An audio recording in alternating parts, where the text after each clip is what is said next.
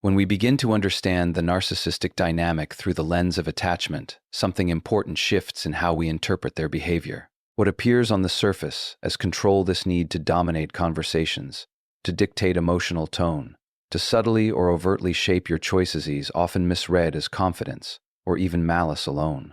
But if we look deeper, as clinicians like Dr. Gabor Maté often invite us to do, we start to see that control is not power in the true sense.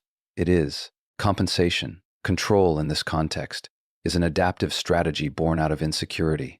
It emerges from an early environment where love may have been inconsistent, conditional, or entirely absent. A child in such an environment learns very quickly that connection is not something to be trusted. It can disappear, it can hurt, it can overwhelm. And yet, the need for attachment never goes away. So the psyche develops a workaround. If I cannot rely on love to stay, perhaps I can control the conditions under which it exists. This is where the paradox lies. The narcissist is not controlling because they feel secure, they are controlling because they do not. What you experience as suffocation, they experience as stability. What feels to you like manipulation often feels to them like survival. It is not a conscious calculation most of the time, it is a deeply ingrained pattern, a way of relating that was learned long before there was language to describe it. In relationships, this can manifest in subtle but persistent ways. They may correct you unnecessarily, not because accuracy matters so much, but because being right gives them a fleeting sense of ground beneath their feet. They may question your independence, your decisions, even your emotions, not always to diminish you, but to reduce unpredictability, because unpredictability, to a nervous system shaped by early insecurity, feels dangerous, and so control becomes their substitute for connection. Instead of saying, "I'm afraid of losing you," they attempt to manage you. Instead of expressing vulnerability, they assert dominance. It is a tragic mistranslation of a very human need. The language of love has been replaced with the language of control, not because they prefer it, but because it is the only dialect they were ever taught. This is particularly evident in those with anxious or disorganized attachment patterns. They are caught in a tension between longing and fear. They crave closeness, but closeness activates old wounds. So they try to stay close without ever truly being vulnerable. And control becomes the bridge, an illusory one between those two opposing forces. Now, it's important not to romanticize this. Understanding the origin of behavior does not make it harmless. Control erodes trust. It diminishes autonomy. It can leave the other person feeling unseen, even erased. But when we understand where it comes from, we stop personalizing it in the same way. We begin to see that what feels like a calculated attempt to dominate is often a reflexive attempt to hold on. And this is where a deeper question emerges, not just about them, but about the nature of love itself. If someone's way of saying stay is to control, can we truly call that love? Or is it, more accurately, the shadow of love shaped by fear? Because real love does not need to control in order to exist. Real love allows space, difference, and unpredictability. It does not tighten its grip when afraid. It learns to tolerate the uncertainty that intimacy inevitably brings. So when a narcissist tries to control you, what you may be witnessing is not love in its mature form, but a fragmented echo of an attempt to secure connection without the capacity to trust it. And perhaps the most important truth to hold on to is this: just because control is their way of holding on, it does not mean you are meant to be held that way. If we stay with this theme of distorted expressions of attachment, another behavior that often creates deep confusion is emotional withdrawal. One moment there is presence, even intensity, and the next there is distant coldness, silence, a kind of disappearance that feels both abrupt and personal. From the outside, it can look like indifference or even punishment, but if we examine it more closely, especially through the lens that thinkers like Dr. Gabor Maté bring to trauma and attachment, a different picture begins to emerge. Emotional withdrawal is not always a Lack of feeling. Quite often, it is the result of too much feeling that the individual does not have the capacity to process or regulate. Intimacy, particularly when it becomes genuine and emotionally exposing, can activate old, unresolved experiences stored in the nervous system. These are not always conscious memories. They are emotional imprint, sensations of overwhelm, fear, shame, or even engulfment that date back to early relationships. So when closeness deepens, something Paradoxical happens. the very thing they long for begins to feel unsafe. The nervous system reads intimacy not as comfort, but as threat. and when the system is overwhelmed, it does what it is designed to do. It protects. In this case, protection doesn't look like fight or control, it looks like flight. It looks like distance, silence, disengagement. To the person on the receiving end, this can feel like abandonment. There is a natural impulse to interpret it as, they don't care, or I've done something wrong. But in many cases, what you are witnessing is not a lack of care, but a lack of capacity. The individual has reached the limits of what they can emotionally tolerate, and instead of expressing vulnerability, which would require a sense of safety, they do not possess, they retreat. This retreat can take many forms. It might be a sudden drop in communication, an avoidance of meaningful conversation, or a shift into superficial interactions that keep things safely distant. Sometimes, it is subtle, a change in tone, a reluctance to engage emotionally. Other times it is stark and unmistakable, but the underlying mechanism is often the same. The system is overwhelmed, and withdrawal becomes the only available form of regulation. There is also a deeper layer to this. For someone shaped by insecure attachment, dependency itself can feel dangerous. To need someone is to risk being hurt, rejected, or controlled. So when emotional bonds begin to strengthen, the psyche may interpret that growing dependence as a loss of control. Withdrawal then becomes a way to restore a sense of autonomy, even at the cost of connection. This creates a painful dynamic. The more meaningful the relationship becomes, the more it activates fear, and the more fear is activated, the more distance is created. It is, in essence, a push-and-pull pattern driven not by intention, but by internal conflict. Again, understanding this does not make the experience any less painful for the other person. Being on the receiving end of emotional withdrawal can erode trust, create anxiety, and lead to a persistent sense of instability. But what it can do is shift the narrative. Instead of seeing the withdrawal as a definitive statement about your worth, you begin to see it as a reflection of their internal struggle. And yet, there is a limit to how far understanding can go, because while withdrawal may be their way of coping, it does not create the kind of relationship where genuine intimacy can grow. Real connection requires the ability to stay present, even when it's uncomfortable. It requires the courage to communicate, to remain engaged in the face of vulnerability. So when a narcissist withdraws, what may be happening is not that they feel nothing, but that they feel more than they can handle. And in that moment, distance becomes their only language of safety. But the question you must hold for yourself is not just why they withdraw, it is whether you are willing to live in a relationship where closeness is consistently met with distance. Because love, in its truest form, does not disappear when it is needed most. If we continue along this line of inquiry, another behavior that often gets misunderstood is the narcissist's persistent need for validation. It can appear as an insatiable hunger for praise, for recognition, for reassurance that they are valued, admired, even exceptional. From the outside, this is easily labeled as ego, as vanity, as self-absorption, and on the surface, it does function that way. But when we look beneath it, through the same compassionate yet unflinching lens that clinicians like Dr. Gabor Maté encourage us to adopt, we begin to see something far more fragile at its core. The need for validation is rarely about excess confidence. It is about the absence of a stable internal sense of worth. In early development, a child comes to know themselves through the emotional mirroring of caregivers. When a child's feelings, needs, and expressions are consistently acknowledged and welcomed, they begin to internalize a sense of being inherently valuable. They don't have to prove their worth, it simply exists. But when that mirroring is inconsistent, conditional, or absent altogether, something very different takes shape. The child does not internalize a stable sense of self. Instead, they become dependent on external cues to define who they are. Am I good? Am I worthy? Am I lovable? These questions are no longer answered from within, they are outsourced to the environment. And this is where the pattern begins.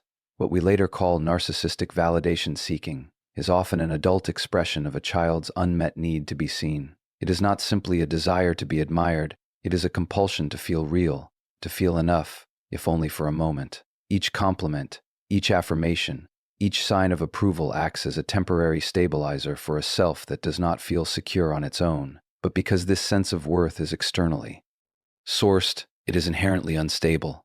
No amount of validation can truly satisfy it, because the underlying wound remains unaddressed.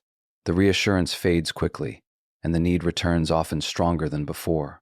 This creates a cycle where the individual appears increasingly demanding, increasingly self-focused, when in reality they are caught in a loop of emotional deprivation. In relationships, this can be particularly challenging. The partner may feel as though they are constantly being asked to give more praise, more attention, more reassurance without receiving the same depth of emotional presence in return. It can feel one-sided, even exhausting. And yet, from the narcissist's perspective, they are not asking for excess, they are trying to fill a deficit that has existed for a very long time. There is also a deeper vulnerability embedded in this dynamic. To rely on external validation is to place one's sense of self in the hands of others, and that is inherently precarious. Means that any perceived withdrawal of approval can feel like a collapse of identity. A small criticism can feel like a profound rejection. A lack of attention can feel like invisibility. So what may appear as arrogance is often a defense against this fragility. The grandiosity, the self-promotion, the need to be seen as superior, these are not just expressions of ego, but shields against a much deeper fear. The fear of being insignificant, unseen, or fundamentally unworthy. Again, understanding. This does not mean accommodating it without boundaries, because while the need itself is human, the way it is expressed can be harmful. It can create imbalance, emotional fatigue, and a loss of mutuality in the relationship. But what understanding does offer is clarity. It allows you to see that behind the constant need for validation is not a person who feels too much self-love, but one who has never truly experienced enough of it. And this brings us back to the central theme. These behaviors, however difficult, are often distorted attempts to meet very real emotional needs. They are not expressions of healthy love, but they are connected to the longing for it. So when a narcissist seeks validation from you, what they may be saying without the language to express it is, "Help me feel that I exist. Help me feel that I matter." But the question you must ultimately consider is this: can a relationship be sustained when one person's sense of worth depends almost entirely on the other's? Reflection? Because real love does not require constant proof of its value. It grows from a place where worth is already known. And if we take all of this one step further, we begin to see a pattern that is perhaps the most painful, and at the same time the most revealing: the repetition of hurtful relational cycles. Many people who find themselves involved with a narcissist describe a familiar sequence: an initial period of intensity and idealization, followed by subtle shifts into criticism or emotional inconsistency, and eventually a phase of distance, devaluation, or even rejection. What makes this so disorienting is not just the pain of each phase, but the cyclical nature of it. Just when clarity seems possible, the pattern begins again. It is tempting to interpret this as deliberate manipulation, as if the person is consciously orchestrating emotional highs and lows to maintain control. And while there can be elements of manipulation, especially when patterns go unexamined, Explanation alone is incomplete.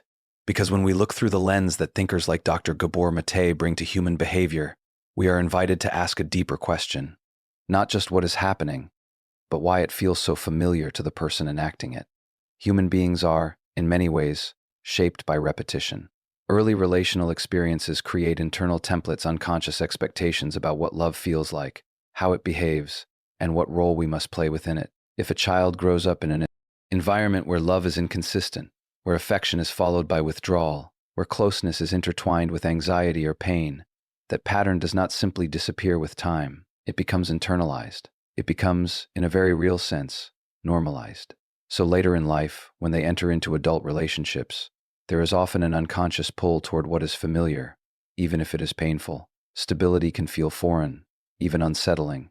Predictable, consistent love may not register as love At all, because it does not match the emotional intensity of early experiences.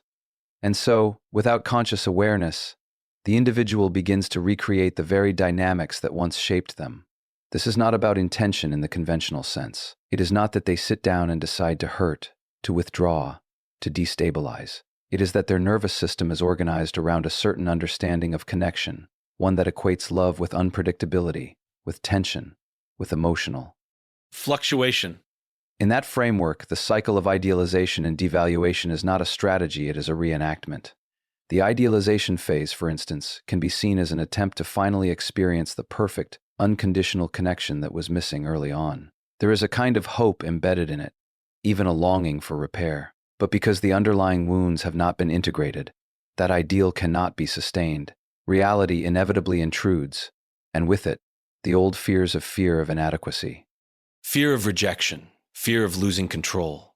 And when those fears surface, the dynamic shifts. Criticism may emerge as a way to regain a sense of superiority. Emotional inconsistency may appear as the system struggles to regulate itself. Distance may follow as a means of self-protection. And then, often, the cycle resets because the longing for connection never truly disappears. For the person on the receiving end, this can feel like emotional whiplash. There is a constant attempt to make sense of the changes, to find stability in something that refuses to remain steady.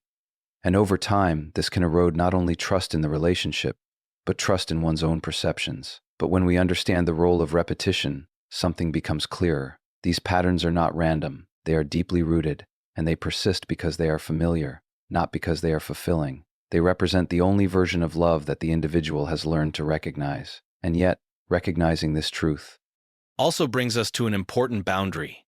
because while we can understand the origin of these cycles, we are not required to participate in them.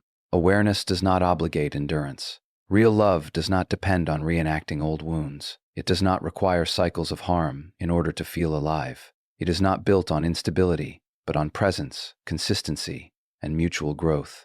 So when you find yourself caught in a pattern that repeats despite your efforts to stabilize it, it may not be a failure of communication or effort. It may be that you are standing inside someone else's unresolved history, and the question that remains is not whether they can one day break that cycle, but whether you are willing to keep reliving it until they do. Because at some point, the most profound act of love is not staying in the pattern, but stepping out of it. As we bring these patterns together, there is one more dimension that often goes unspoken, yet quietly shapes everything we've discussed, and that is the confusion between intensity and love. Many people who become entangled in narcissistic dynamics will tell you that, at least in the beginning, what they experienced felt powerful, even undeniable. There was a sense of being seen, chosen, elevated. The connection felt charged, almost magnetic. And it is precisely this intensity that makes everything that follows so difficult to reconcile. But intensity is not the same as intimacy. And this is where a crucial misunderstanding takes root. When someone has grown up in an environment where emotional experiences were heightened, where love was unpredictable, where attention came in bursts, where connection was tied to anxiety, the nervous system becomes conditioned to associate emotional activation with meaning. Calmness can feel like absence. Stability can feel like boredom. And so, when they encounter a relationship that feels intense, they interpret it as significant, even profound. This is not a conscious choice. It is a conditioning Of the body as much as the mind. So when a narcissist creates or participates in emotionally charged dynamics, rapid closeness, dramatic expressions, cycles of conflict and reconciliation, it can feel like love to them, not because it reflects true connection, but because it matches the emotional blueprint they have internalized. It feels familiar, and what feels familiar often feels true. From the outside, this can be incredibly misleading. You may find yourself thinking, if they didn't care, Why would it feel so intense? or if this isn't love, why does it feel so powerful? And this is where insight becomes essential, because what you are experiencing is not necessarily depth, it is activation. Activation of hope, activation of fear, activation of longing. And while these states can feel meaningful, they are not the same as the steady, grounded presence that defines healthy love. As Dr. Gabor Maté often emphasizes, much of what we call love is, in fact, an attempt to resolve the past. We are drawn not only to what feels good, but to what feels unresolved. And in narcissistic dynamics, there is often a powerful sense of unfinished emotional business on both sides. The narcissist may unconsciously be seeking the unconditional acceptance they never received. The partner may be seeking consistency, validation, or emotional safety that remains just out of reach. And together, this creates a dynamic that feels deeply compelling, but rarely becomes truly nourishing. Because real love does not rely on emotional extremes to sustain itself. It does not need to oscillate between closeness and distance to feel alive. In fact, real love often feels quieter than what people expect. It is consistent. It is predictable in the best sense of the word. It allows space without creating fear, and closeness without creating overwhelm.